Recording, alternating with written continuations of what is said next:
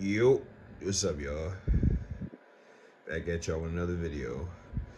I got some ritual work going on at the moment at my altar. Yes, I have a floor altar. Um, so, this video is about the path. Why do we walk the path? What is the purpose of us walking the path? Say what's up to my guy. Those my spliss for me. So yeah, why are we on the path? Why do we walk the path? What is the path? What does the path consist of? Okay, so the path itself is not like a linear path that can be mapped out, where there's like a map that you follow this map, and if you follow this map and steer the course, you'll get to your destination. That's not the way it works. This is a pathless path. All right, this is a path that's unfolding as you walk it. Every step that you take on the path unfolds before you. So, how does one get on the path? Why does one even get on the path to begin with, right? We get on the path because we're looking for something.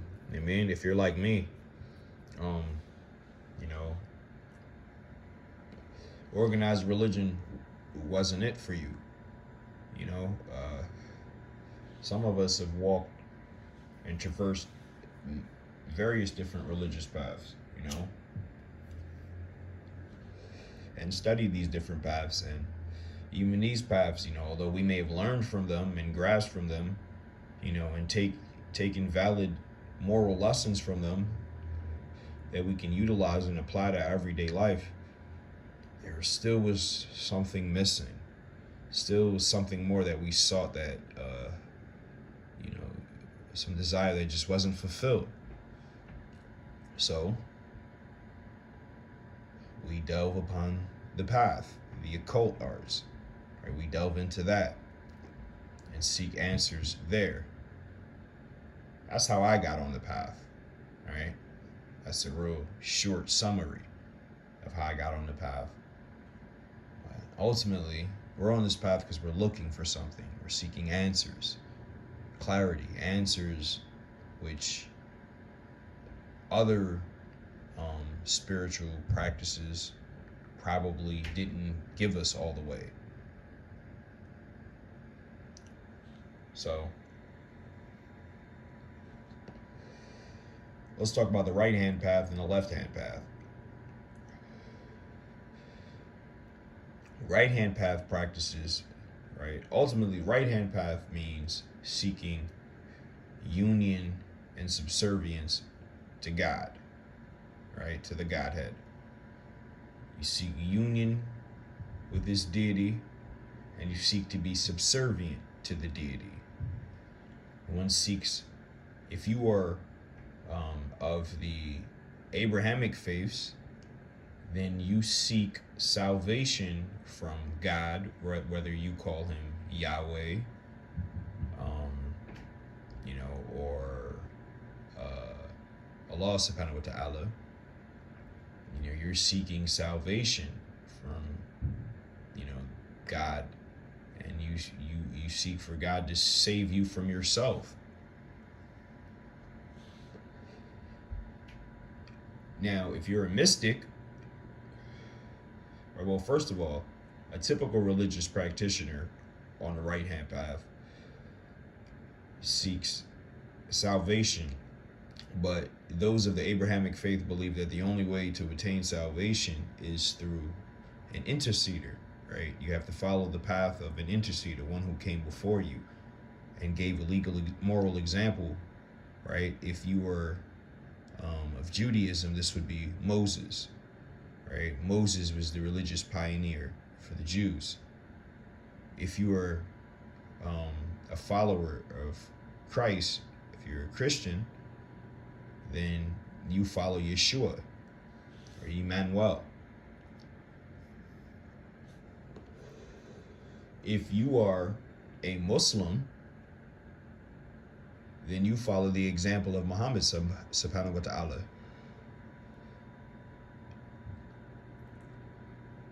So your typical religious practitioner here in the West, who was of the Abrahamic faiths, believe that the only way to attain salvation, right, to be saved from themselves, is by seeking subservience to God, praying to God for their salvation. And if God wills, God will grant you salvation.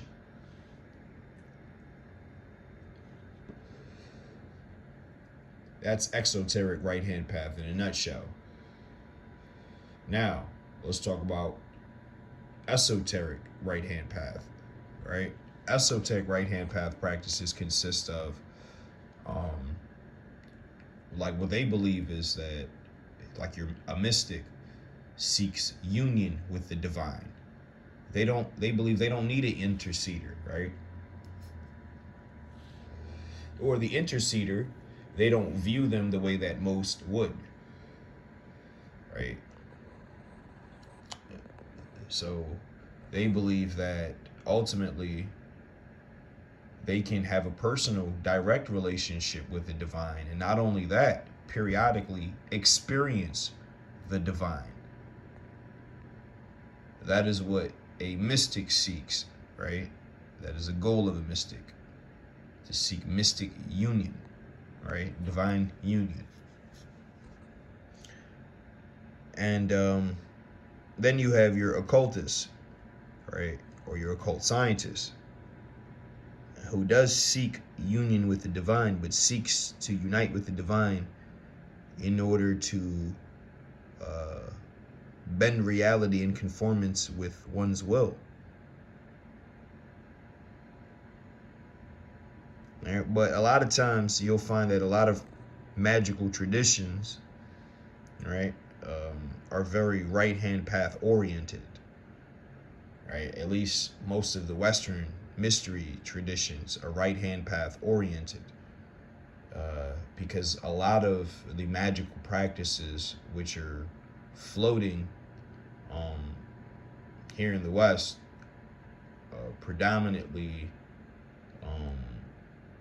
come from the practices of the Hermetic Order of the Golden Dawn, and their practices were very right-hand oriented. Like all the rituals that they put together and compiled are all right-hand path oriented. Now let's talk about the left-hand path. Left-hand path is different. Your goal is not to seek to be subservient. The left-hand path is about liberation, freedom. It is a path of self-development in which the practitioner seeks to become the divine. You seek to become a god. You seek to realize the divinity within you. All right? Yes, you stand before deities, right? And you give offerings and you call to these deities, right? You recite prayers, etc. But the mind state is different. You see, when you stand before these deities and you're on the left-hand path, right? These deities, these energies, these beings, these spirits, however you choose to interpret them, right? When you stand before these energies, you view these energies like you view yourself as being on equal footing, right? Or if not exactly on equal footing, as being a being who is beneficial to these energies that you are calling upon. And you're not calling upon them as someone who is subordinate. You're calling upon them as somebody who has something to offer them. You see, these prayers that you're reciting, these offerings that you're giving, right? The incense that you're burning, right? The offerings of whatever it is that you choose to give, the meal that you prepare, whether it's some wine or whiskey or rum that you get, like it doesn't matter whatever it is that you're doing, whatever symbolic act that you're performing, all of it is meant to feed this energy, right? Or this spirit or this deity. It feeds off of the energy that you put towards it. It strengthens it. In exchange of you strengthening this energy, or venerating it, or elevating its status in the spiritual hierarchy, right? In exchange, it grants you your wish or your desire. Now, here's the thing. When you work with these energies or these spirits or these deities or demons, if you want to call them that, right? And I'm going to talk about demons a little more, right? But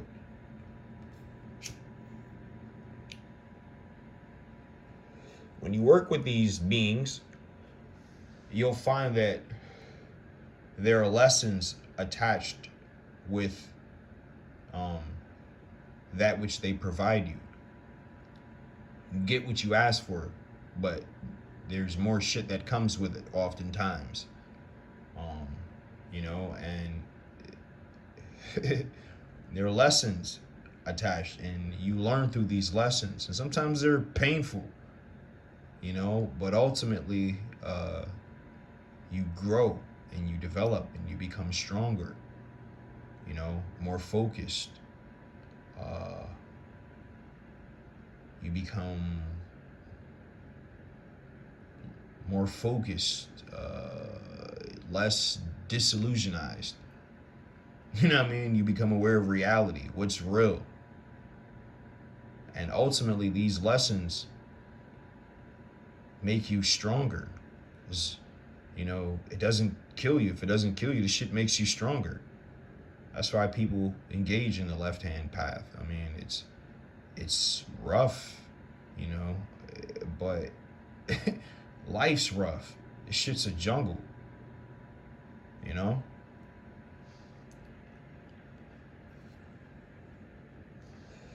So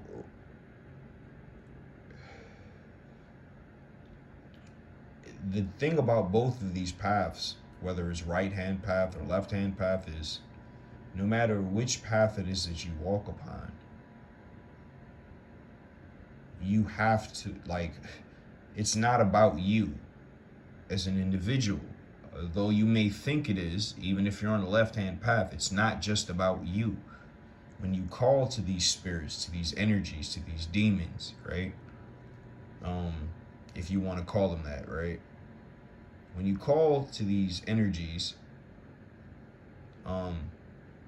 they have something that they want as well.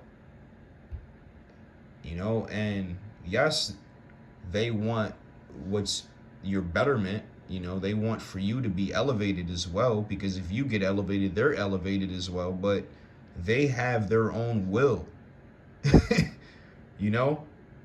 Just as you have your will, they have their will as well. And when you call upon them, understand, these energies manifest in the way that they're going to manifest, and you got to make sure that you know what you're doing and what you want, because you're going to get what you ask for. So make sure you're clear on what it is that you want.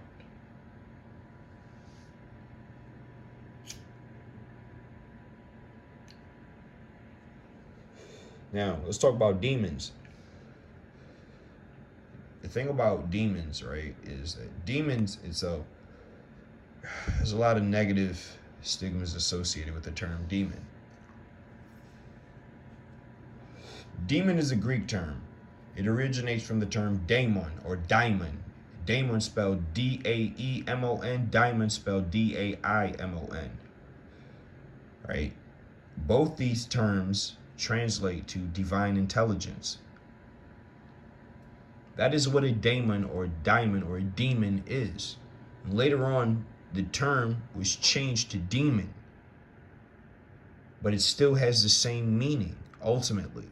Now,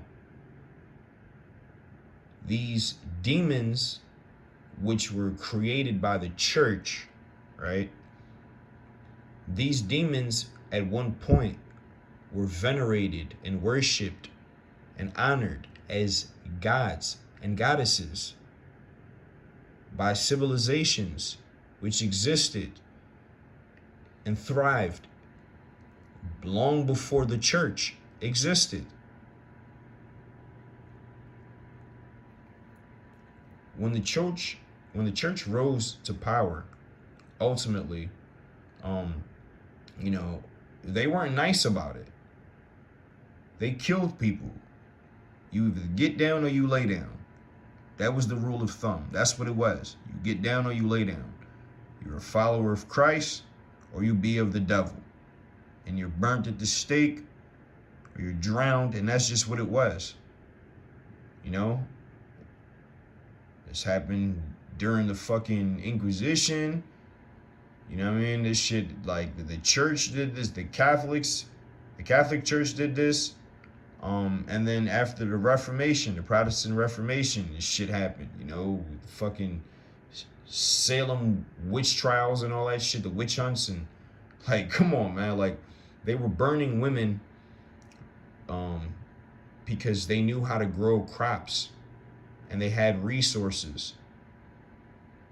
And the only reason why these women knew how to grow crops or bake food in the way that in which they did is because these teachings were passed on from their parents before them and their grandparents before them, and etc. and etc.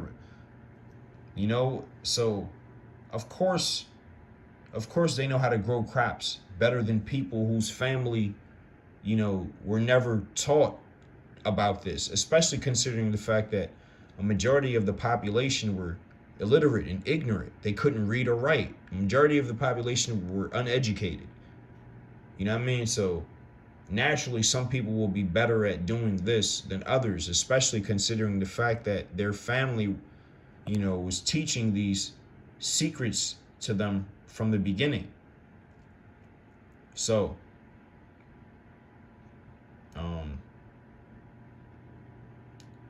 yeah, but people were burnt at the stake for that.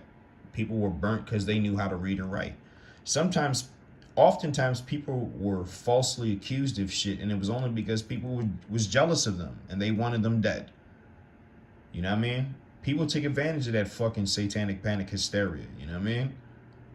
Now back to the demons, right? A lot of these demons were once gods and goddesses worshipped and venerated. An example of this is the demon known as Aseroth, right? I believe he's one of the demons of the Goetia, the 72 demons of the Goetia. I believe he's a high-ranking demon in hell as well.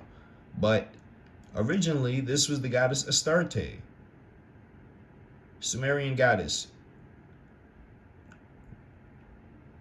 The church, you know, reduced her status to a denizen in hell. A once revered and worshipped goddess, head of the matriarchy, reduced to a demon, right? As if demons or divine intelligences are, you know, their status could truly really be diminished. They're divine.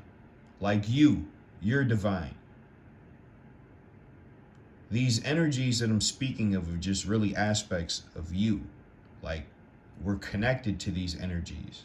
They're a part of you, but they're not. It doesn't all the way make sense. I know it sounds crazy, but the rational mind can't really understand it, can't really grasp it.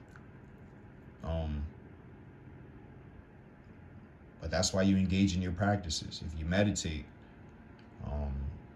if you engage in your practices where you're giving your offerings,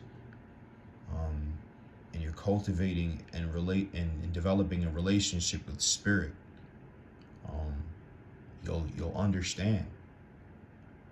It won't make sense all the way, but you'll understand that it only doesn't make sense to the conscious mind, but the subconscious mind understands it all.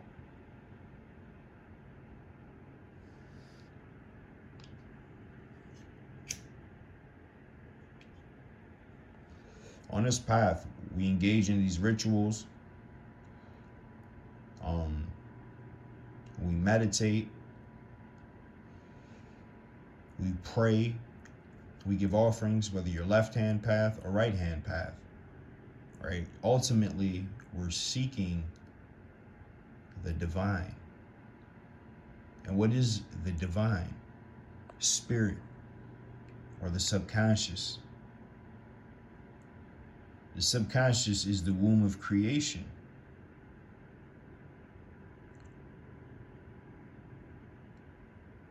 We're seeking to access the womb of creation. And if you're an occult scientist, you're seeking to do this because you want to manipulate in the way in which the womb,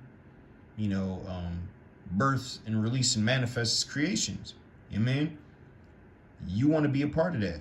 You want to wield some kind of influence over that.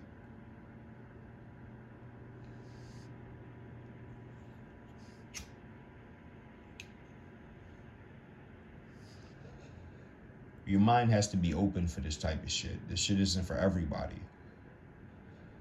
Everybody ain't willing to be sitting in front of an altar every day, lighting candles and burning incense, reciting prayers or calls, if you'd rather call it that. Reciting calls or prayers to spirits, chanting, meditating,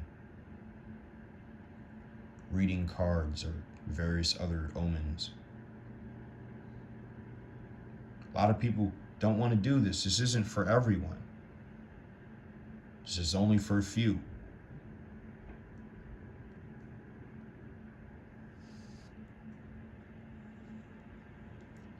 If you've listened this far, this shit is definitely for you. Because I've been running my mouth for over 20 minutes now. And if you're still here, this is for you. I'm going to keep it a bean with you.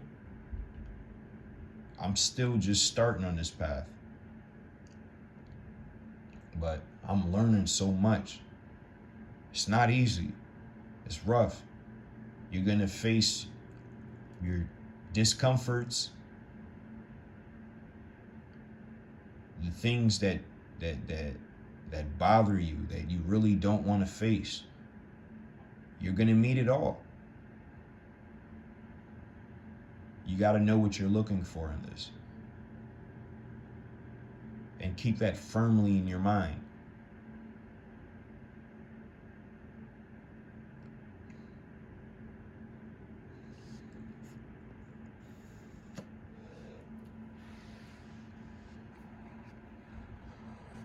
Angels, demons, man. These are all just all different ways of describing energies. You have positive, you have negative, you have light, you have dark, you have masculine, you have feminine. And then you have the even medium. You have light, dark, you have masculine, feminine, androgynous. You have positive, negative, and neutral. Like, that's the way reality works. I'm ranting now. Hopefully y'all enjoyed this, man. I've ran my mouth enough, burned my candles a good deal enough. Man, I think St. Cyprian's satisfied with what I've offered him up thus far.